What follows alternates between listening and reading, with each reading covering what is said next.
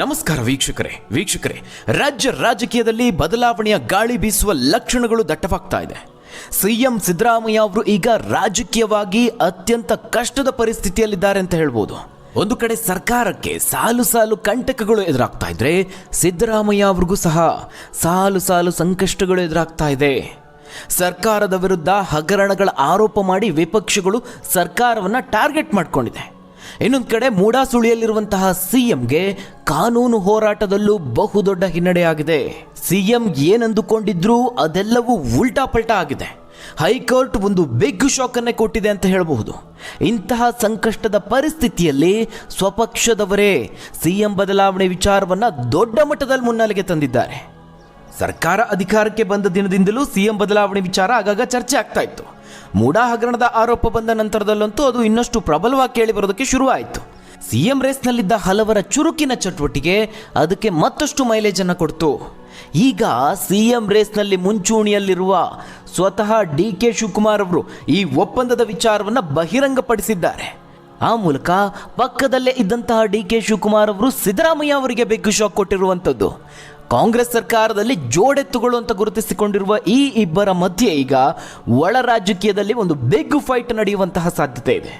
ಇನ್ನು ಸಿದ್ದರಾಮಯ್ಯ ಅವರು ಹಮ್ಮಿಕೊಳ್ಳಬೇಕಾಗಿದ್ದ ಈ ಸಮಾವೇಶದ ವಿಚಾರದಲ್ಲೂ ಸಿಎಂಗೆ ಹಿನ್ನಡೆ ಆಗಿದೆ.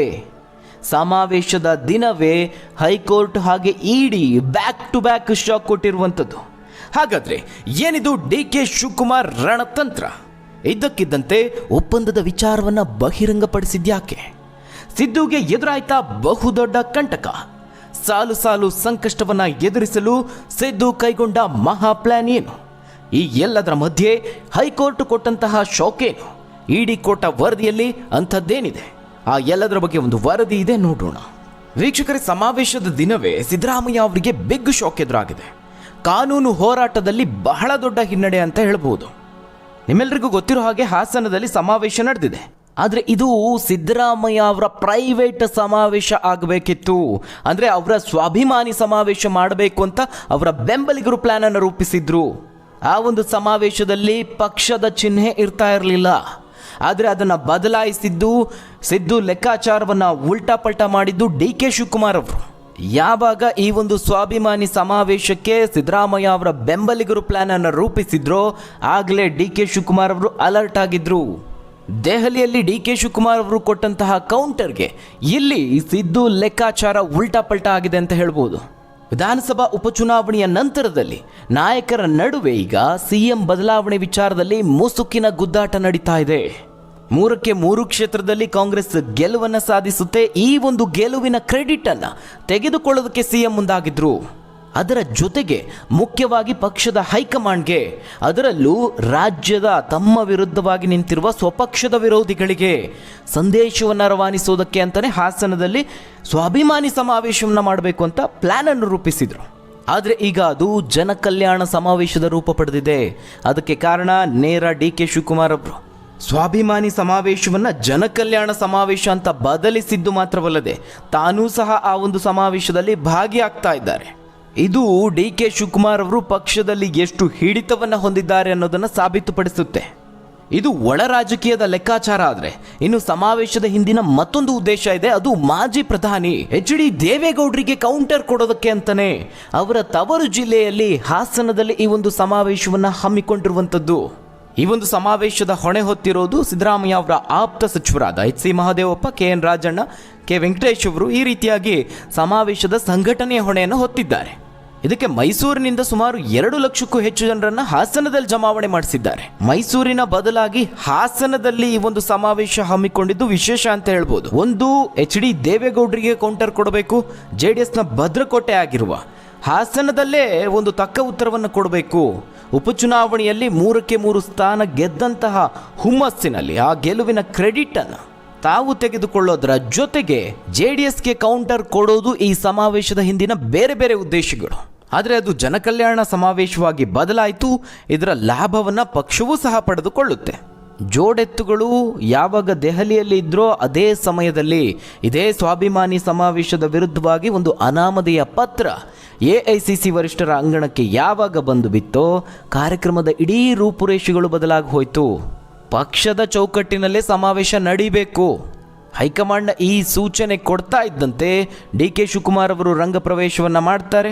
ಸಿಎಂ ಆಪ್ತರು ಮೊದಲು ತಣ್ಣಗಾಗಬೇಕಾಯಿತು. ಇದು ಸ್ವಾಭಿಮಾನಿ ಸಮಾವೇಶ ಅಲ್ಲ, ಪಕ್ಷವೇ ನಡೆಸ್ತಿರುವಂತಹ ಕಾರ್ಯಕ್ರಮ ಅಂತ ಖುದ್ದು ಮುಖ್ಯಮಂತ್ರಿಗಳೇ ಹೇಳಿಕೆ ನೀಡುವಂತಾಯಿತು. ಸಿದ್ದರಾಮಯ್ಯ ಅವರನ್ನು ಈ ರೀತಿಯಾಗಿ ಕಟ್ಟಿ ಹಾಕೋದಕ್ಕೆ ಪ್ರಮುಖ ಕಾರಣ ಅಂತ ಹೇಳಿದ್ರೆ ಅವರ ಈ ಹಿಂದಿನ ಸ್ವಾಭಿಮಾನಿ ಸಮಾವೇಶ. ದಾವಣಗೆರೆಯಲ್ಲಿ ಆಗಸ್ಟ್ 2022ರಲ್ಲಿ ನಡೆದಂತಹ ಸಿದ್ದರಾಮೋತ್ಸವ ನಿಮಗೆಲ್ಲ ನೆನಪಿರಬಹುದು. ಇಡೀ ಕರ್ನಾಟಕ ರಾಜಕೀಯ ಇತಿಹಾಸದಲ್ಲಿ ಒಂದು ನೆನಪಿನಲ್ಲಿ ಉಳಿಯುವಂತಹ ಒಂದು ರಾಜಕೀಯ ಸಮಾವೇಶ ಅಂತ ಹೇಳ್ಬೋದು ಅದನ್ನು. ಅಲ್ಲಿ ಸೇರಿದ್ದಂತಹ ಜನಸಾಗರ ಏನಿದೆ ಅದು ಅವರ ಸಿಎಂ ಹಾದಿಯ ಕನಸಿಗೆ ಒಂದು ಭದ್ರ ಬುನಾದಿಯನ್ನು ಹಾಕ್ತು. ಮತ್ತೊಮ್ಮೆ ಸಿಎಂ ಆಗ್ತಾರೆ. ಈಗ ಸಂಕಷ್ಟದ ಪರಿಸ್ಥಿತಿಯಲ್ಲಿ ಸಿದ್ದರಾಮಯ್ಯ ಅವರು ಈ ಸಮಾವೇಶವನ್ನೇನಾದರೂ ಬಳಸಿಕೊಂಡ್ರೆ ಮುಂದಿನ ಹಾದಿ ಇನ್ನಷ್ಟು ಕಠಿಣ ಆಗುತ್ತೆ. ಸಿದ್ದರಾಮಯ್ಯ ಅವರನ್ನ ಕಟ್ಟಿ ಹಾಕಲೇಬೇಕು ಅನ್ನೋ ಕಾರಣಕ್ಕೇನೆ ಪಕ್ಷದಲ್ಲೇ ಅಪಸ್ವರ ಕೇಳಿ ಬಂತು. ಅನಾಮಧೇಯ ಪತ್ರ ಎಐಸಿಸಿ ಅಂಗಣಕ್ಕೆ ಬಿತ್ತು. ಹೀಗಾಗಿ ಒಂದು ರೀತಿ ಈ ಸಮಾವೇಶದ ವಿಚಾರದಲ್ಲೂ ಸಿದ್ದರಾಮಯ್ಯ ಅವರಿಗೆ ಹಿನ್ನಡೆ ಆಗಿದೆ ಅಂತ ಹೇಳಬಹುದು. ಇಂತಹ ಸಂಕಷ್ಟದ ಪರಿಸ್ಥಿತಿಯಲ್ಲೇ ಲೋಕಾಯುಕ್ತಕ್ಕೆ ಇಡಿ ಬರೆದಂತಹ ಪತ್ರದಲ್ಲಿ ಶಾಕಿಂಗ್ ಅಂಶಗಳನ್ನು ಉಲ್ಲೇಖ ಮಾಡಲಾಗಿದೆ. ಅದು ಮೂಡ ಹಗರಣದ ವಿಚಾರದಲ್ಲಿ ಲೋಕಾಯುಕ್ತ ಪೊಲೀಸರಿಗೆ ಪತ್ರ ಬರೆದಿರುವಂತಹ ಜಾರಿ ನಿರ್ದೇಶನಾಲಯ ಅದರಲ್ಲಿ ಮುಖ್ಯಮಂತ್ರಿಯವರ ಪತ್ನಿ ಪಾರ್ವತಿಯವರಿಗೆ ಹಂಚಿರುವ ಸೈಟ್ಗಳೇ ಅಕ್ರಮ ಆಗಿದ್ದು ಈ ಸಂಬಂಧ ತಮ್ಮ ತನಿಖೆಯಲ್ಲಿ ಪ್ರಮುಖ ಸಾಕ್ಷಿಗಳು ಲಭ್ಯವಾಗಿದೆ.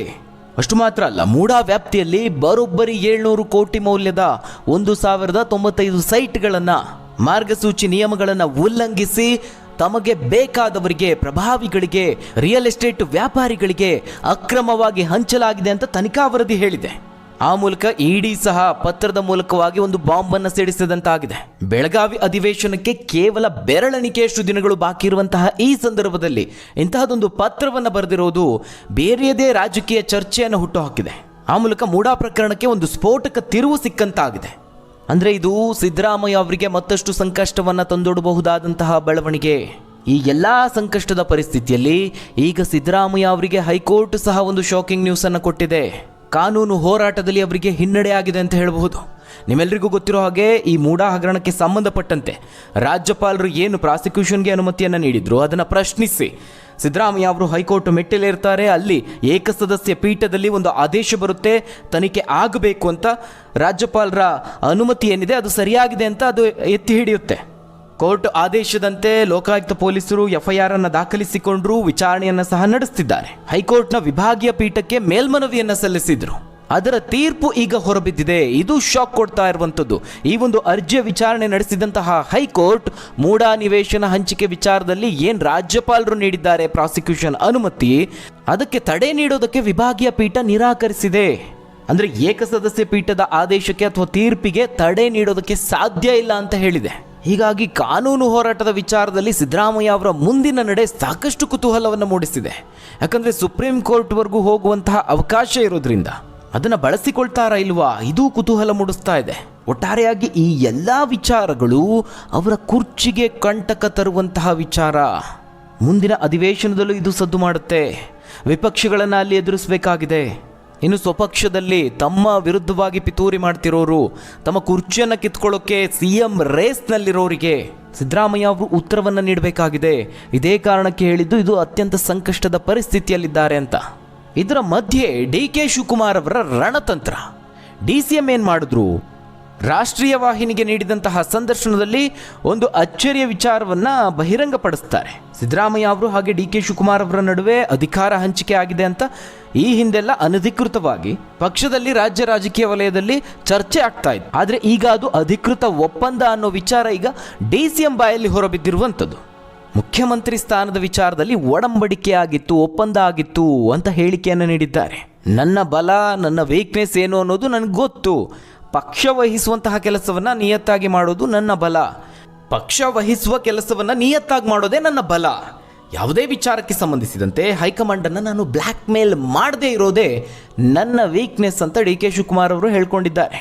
ಅಲ್ಲದೆ ಈ ಒಂದು ಸಂದರ್ಶನದಲ್ಲಿ ಅವರು ಒಂದು ಇಂಟ್ರೆಸ್ಟಿಂಗ್ ವಿಚಾರವನ್ನು ಬಿಚ್ಚಿಡ್ತಾರೆ. ಮುಖ್ಯಮಂತ್ರಿ ಸ್ಥಾನಕ್ಕೆ ಅಂದು ಒಡಂಬಡಿಕೆ ಆಗಿದೆ, ಅದು ಏನು ಅನ್ನೋದನ್ನು ನಾನು ಈಗಲೇ ಹೇಳೋದಕ್ಕೆ ಸಾಧ್ಯ ಇಲ್ಲ. ಆದರೆ ಅವಕಾಶಕ್ಕೆ ಕಾಯ್ತಿದ್ದೇನೆ, ಆ ಸಮಯ ಬರೋವರೆಗೂ ನಾನು ಕಾಯ್ತೀನಿ, ಆ ಸಮಯ ಬರುತ್ತೆ ಆಗ CM ಆಗ್ತೇನೆ ಅಂತ ಹೇಳಿಕೆಯನ್ನು ನೀಡಿದ್ದಾರೆ. ಇದು ರಾಜಕೀಯ ವಲಯದಲ್ಲಿ ಒಂದು ದೊಡ್ಡ ಚರ್ಚೆಗೆ ಕಾರಣ ಆಗುತ್ತೆ. ಆಗ ಸಿದ್ದರಾಮಯ್ಯ ಅವರು ಏನು ಪ್ರತಿಕ್ರಿಯೆ ಕೊಡ್ತಾರೆ? ಎರಡೇ ಮಾತಲ್ಲಿ ಅವರು ಮಂಡ್ಯದಲ್ಲಿ ಉತ್ತರವನ್ನು ಕೊಟ್ಟಿದ್ದಾರೆ. ಅಧಿಕಾರ ಹಂಚಿಕೆಯ ವಿಷಯ ಚರ್ಚೆನೇ ಆಗಿಲ್ಲ, ಮುಂದೆ ಹೈಕಮಾಂಡ್ ಏನು ನಿರ್ಧಾರ ತೆಗೆದುಕೊಳ್ಳುತ್ತೆ ಅದಕ್ಕೆ ನಾನು ಬದ್ಧನಾಗಿರ್ತೀನಿ ಅಂತ ಹೇಳಿದ್ದಾರೆ.